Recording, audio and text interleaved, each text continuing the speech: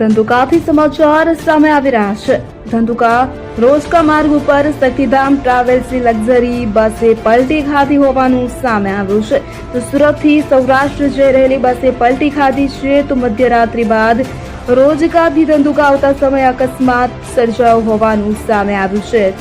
તો ધંધુકા રોજકા માર્ગ ઉપર અકસ્માતની ઘટના કે જ્યાં શક્તિધામ ટ્રાવેલ્સની લક્ઝરી બસે પલટી ખાધી। સુરતથી સૌરાષ્ટ્ર જઈ રહેલી બસે પલટી ખાધી હોવાનું સામે આવ્યું છે। મધ્યરાત્રિ બાદ રોજકાથી ધંધુકા આવતા સમયે આ દુર્ઘટના ઘટી હોવાનું જાણવા મળી રહ્યું છે। સદનસીબે બસમાં સવાર 30 ઉપરાંત મુસાફરોનો ચમત્કારિક બચાવ થયો છે। તો મધ્યરાત્રિ આ ઘટના ઘટી છે। રોજકાથી ધંધુકા આવતા સમયે અકસ્માત સર્જાયો હતો, તો જેમાં 30 ઉપરાંત મુસાફરોનો ચમત્કારિક બચાવ થયો છે। તો 108ની ધંધુકાને ધોલેરાની એમ્બ્યુલન્સ ઘટના સ્થળે પહોંચી હતી।